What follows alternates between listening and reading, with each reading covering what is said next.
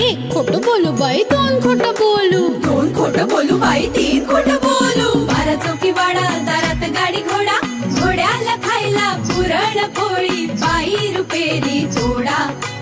आडबाई आडोनी आडाचं पाणी काढोनी, कळशी भरते सोन्याची सून थोरा मोठ्याची। असं सासर नको ग बाई, नाव नुसतं मोठं, नाव नुसतं मोठं, ज्याचं लक्षण बारी खोट। पहिलं मा गणेश देवा, माझा खेळ मांडला, करीन तुझी सेवा, करीन तुझी सेवा, मला हवा करतार, चंद्रपोळी चौकडीत माझा संसार। 3 दगडांची चूल फुंकणे निखारे, मुठभर जोंधळात सुख माझे सारे। नांदा सौख्य भरे, नांदा सौख्य भरे, नांदा सौख्य भरे, नांदा सौख्य भरे। ताई, ताई ऐक ना ग। ताई काय?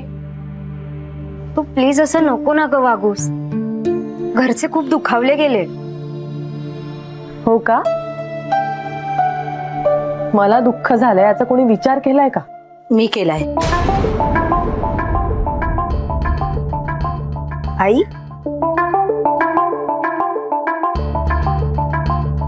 हो, मी केलाय विचार। आता माझ्याशी बोलू नकोस आई, तू बाबांशी बोलू शकली असतीस। मला बोलू दे संपदा, मी खूप विचार केलाय, हे बाबांशीही बोलले, आणि त्यानंतरच मी तुला सॉरी म्हणायला आले बाळा।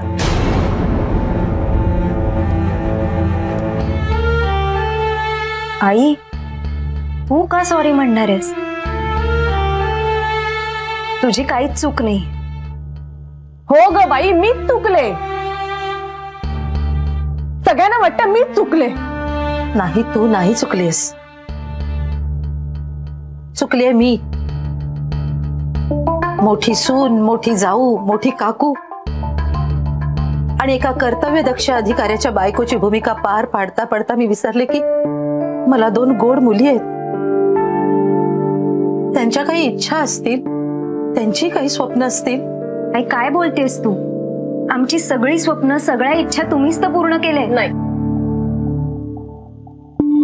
नाही आई, माझं स्वप्न पूर्ण नाही झालं। मला साखरपुड्यात आजीचे दागिने घालायचे नव्हते, तरी पण मला। हो, पण आता ते दागिने तू तुझ्या लग्नात घालशील। एकदा सासरी गेल्यानंतर तुम्हा दोघींपैकी एकीच्याही मनात असं येता कामा नये की आपल्या आई वडिलांनी आपल्यावर फक्त प्रेम केलं, पण आपल्याला आपलं मन मारावं लागलं। आई, आमच्या दोघींच्याही मनात असं काहीही येणार नाहीये, पण संपदाच्याही मनात ते यायला नकोय। मला आई बनवणारं माझं पहिलं बाळ आहे संपदा, आणि बाबांच्या तत्वांकरता तिने तिच्या स्वप्नांना का मुरड घालायची? उद्या लग्न करून अमेरिकेला गेली की वर्षभर माझ्या डोळ्यांना दिसणार नाहीये ती, आणि मग माझंच मन मला खात राहील। मग काय करणार आहेस तू आई? मी उद्याच माझी एफडी मोडणार आहे।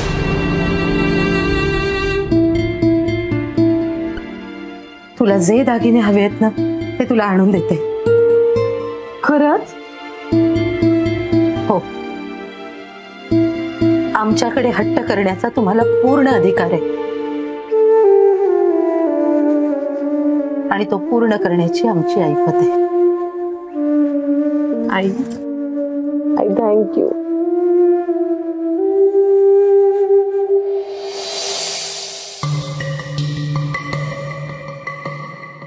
काय ग, अजून तू जागीच? झोप उडली माझी। काय झालं तुझी झोप उडायला?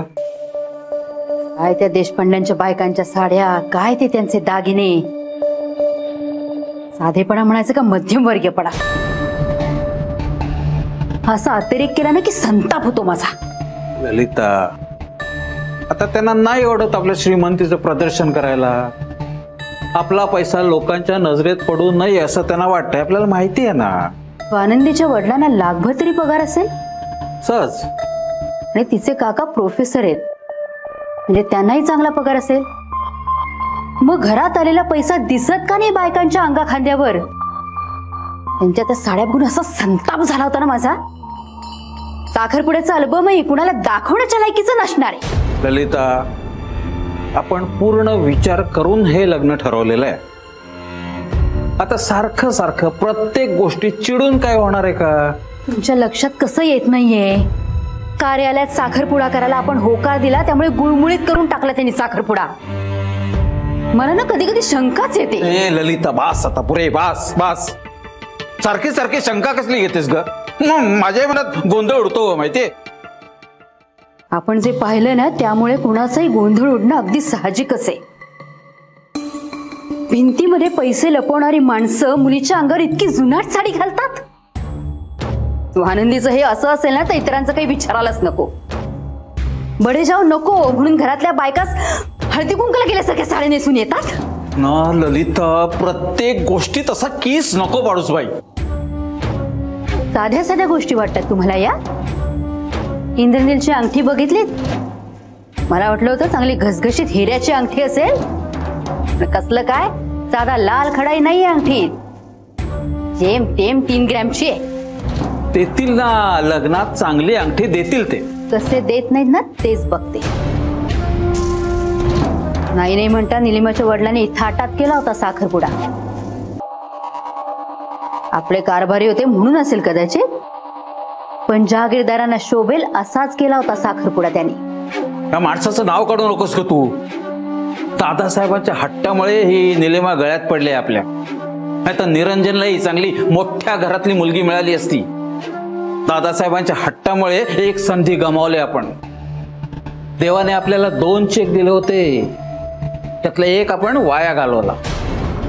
म्हणूनच म्हणते, केलेल्या चुकांमधनं काहीतरी शिका आणि ह्या चेकवर तरी घसघशीत रक्कम खाला. आणखीन एक घरकाम करणारी मुलगी नकोय मला. त्या देशपांड्यांकडे पैसा आहे, काही सगळं फसवंय ह्याची माहिती काढा त्या सेक्रेटरीकडनं. तुला अजूनही शंका आहे? मला कुठल्या शंकेला जागा ठेवायची नाहीये. ही शेवटची संधी आहे आपल्याकडे. आपली विस्कटलेली घडी आपल्याला नीट बसवायची आणि आत्ता चुकलो ना तर सगळं संपेल. तुम्ही त्या सेक्रेटरीला घोळात घ्या. हे कशाला? तुझी ती वच्ची आहे ना. वच्ची माझीच काय कुणाचीही नाहीये. तिच्यावर जो विश्वास ठेवेल तो मूर्ख. आणि ह्या बाबतीत मला तिच्यावर विसंबून राहायचं नाहीये.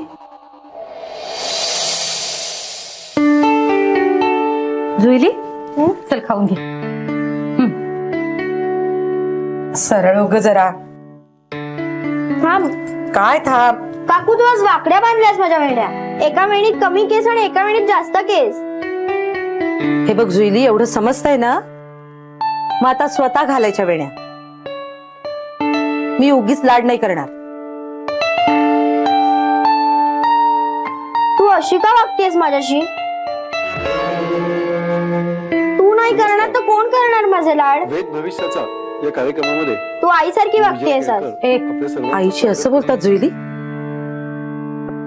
मी तुझं एकही काम करणार नाही. मग आईची किंमत कळेल. व्यापार किंवा उद्योगामध्ये वहिनी, अहो जाऊ द्या ना. तुम्हाला माहिती आहे ना ती कशी आहे. चिडू नका तुम्ही.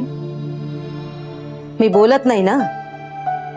वेळच्या वेळी बोलले असते ना. अंजली, काय झालंय? तुम्ही कशाला लक्ष घालताय आमच्यात? तुम्ही वाचा ना तुमचा पेपर. अंजली, धावपळ सोडून तुझ्या भविष्यात काय सांगतायत बघ. तुझं माझं करू नका म्हणे. भाऊजी, तुम्ही आज जुईलीला शाळेत सोडा. मी रजा घेतली. काय बिनसलंय रे? जाऊ दे आई, तू नको लक्ष देऊस. तुझे टीव्ही बघण्याचे बरेच दिवस हाल झाले ना. आता पोटभर टीव्ही बघत बस.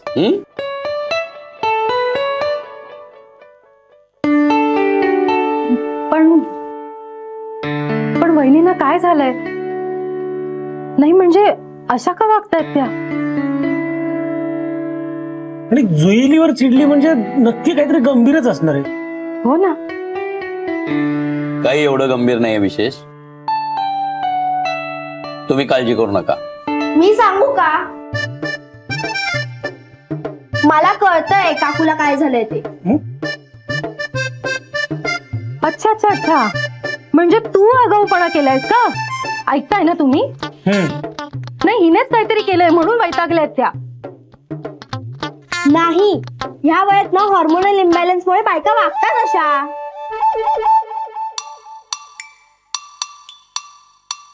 अगं गप्प बस ना तू, काय बडबडतेस? एक धपाटा देऊ का तुला चांगला? तू माझ्यावर का चिडलीयस? अगं मी 10वीत आहे, माझ्या अभ्यासक्रमात आहे हे. धुईली, तू आता गप्प बसतेस का? चल आतमध्ये जा तू पहिले. बाह्यात कुठली? अगं अनिता, कशाला चिडते चुकीचं? आजकाल मुलांना सगळ्या गोष्टी माहीत असतात. म्हणून काय वाटेल ते बोलत सुटायचं का? शिबाई, मुलं मोठी झाल्यावर त्यांच्या समोर घरातले सगळे विषय बोलू नयेत असं म्हणतात ना, ते खरंय. मग मुलं पाजळतात. आपली अशी अक्कल. उगाच तिची बाजू घेऊ नका. अरे, आणि तुमचा पेपर वाचून झाला असेल ना तर तयार व्हा, आपल्याला बाहेर जायचंय. हो, कुठे जायचंय? झालं, विसरलात ना? एक गोष्ट लक्षात ठेवू नका तुम्ही. तुम्ही तयार व्हा, मग मी सांगते तुम्हाला. एक गोष्ट लक्षात राहत नाही, कठीण झालंय नुसतं सगळं. तुमच्या लक्षात आहे ना बच्ची मावशी, मी पहिल्याच दिवशी सांगितलं होतं तुम्हाला, मला कुणाच्याही पैशाचा अजिबात मोह नाहीये. देवाच्या देणी सगळं आहे माझ्याकडे. मला फक्त आमच्या तोला मोलाच्या घरातच नातं जोडायचंय. अगं बाई ललिता, त्यांच्याकडचं ढीगभर नोटा बघून ते तुझ्या तोला मोलाचे वाटत नाहीत का तुला? बच्ची मावशी, त्या नोटांच्या ढिगांचे फोटो काढून का पाठवायचे इन्व्हिटेशन बरोबर? लोकांना कसं कळणार की त्यांच्याकडे पैसा आहे? तो मुलीच्या अंगावर दिसायला नको? बरंच तुटपुंज. नशीब नारळ तरी पूर्ण आणले होते. तुझ्या खोबऱ्याच्या वाट्याने आणल्या वाटायला. इतके काही हे नाही देशपांडे, रीतभात कळते त्यांना. मला नुसती रीतभात नकोय, श्रीमंती हवीये. वराडी माणसांना पान सुपारी बरोबर पानाच्या विड्याला चांदीच्या लवंगा लावून देणारी माणसं होता मी. अगो बाई, आता तुला चांदीच्या लवंगा लावलेले विडे हवेत का? कुठल्या काळात वावरतेस ललिता? बच्ची मावशी, अहो खानदानी श्रीमंत दाखवण्याची रीत आहे ही. राहू दे, तुम्हाला नाही कळणार. तुम्ही इंद्रनीलला मध्ये घातलत ना, म्हणून मी माझं मन मारलंय. दरवेळेला मी असं नाही करणार.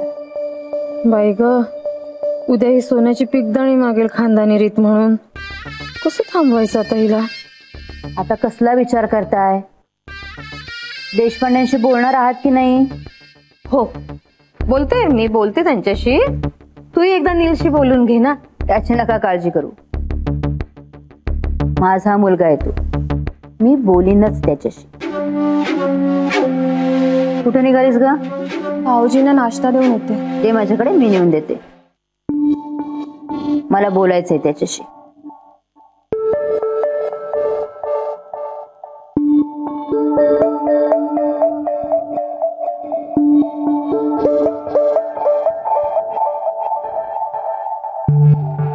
तुम्ही का थांबलात अजून? जानकी ताईला भेटते ना. बेटा बोला, काय बोलायचं ते. बहीण आहे तुमची, मी काही अडवणार नाही. पण बच्ची मावशी, जोपर्यंत देशपांड्यांची आर्थिक परिस्थिती आणि ते हे लग्न कसं करतायत हे मला कळत नाही, तोपर्यंत लग्नाची पुढची बोलणी मी नाही करणार. अहो आता तो नुसता साखरपुडा झालाय आणि त्यानंतरही लग्न मोडता येऊ शकतं.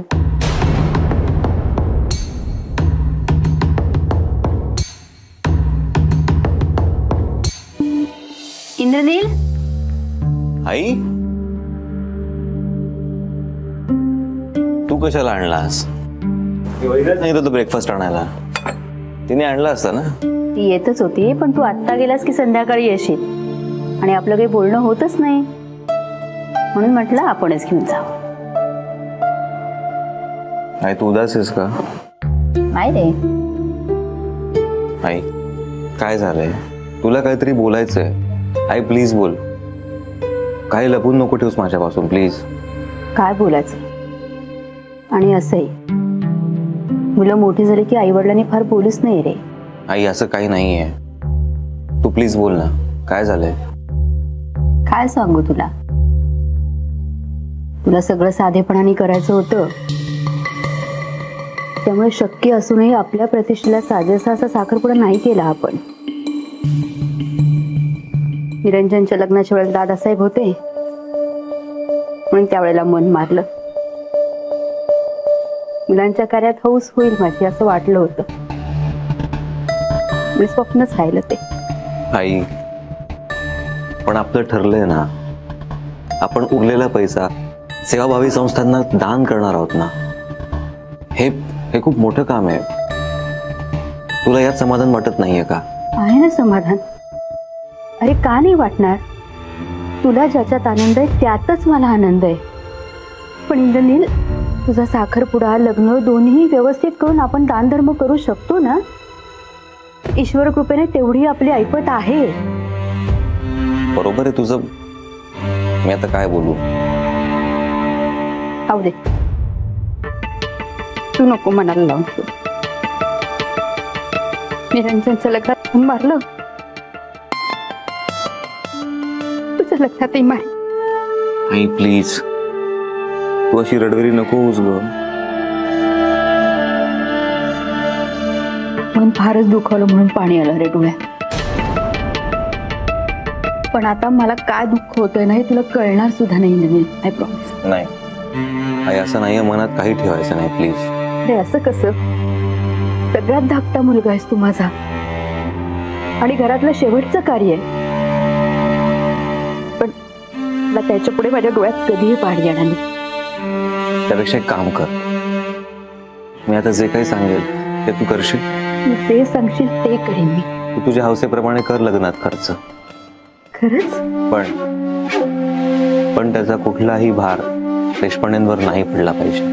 अरे हा सगळा फार देशपांड्यांवर कसा काय येईल? माझ्या हौसेची किंमत आपणच मोजणार ना. हे आपण त्यांच्याकडे कशी मागणार? एवढे वाईट विचार आहेत का आपले? नाही, मला माहिती आहे तू असं कधीच करणार नाहीस. आणि बरोबर आहे तुझं. दादाच्या लग्नात तुझी सगळी हौस राहिली आहे ना. माझ्या लग्नात तू मनमुराद हौस पूर्ण कर.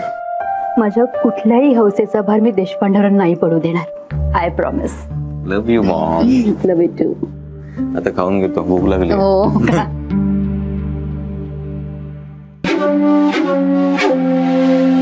आई, गणपती आणि साखरपुड्याच्या नादात त्या तावड्यांकडे चिवडा द्यायचा पूर्ण विसरून गेले होते. हो ना ग. नाही म्हणजे त्या शोभावहिनी चांगल्या आहेत म्हणून काही म्हणाल्या नाही, पण आता पटकन करून पाठवून देते.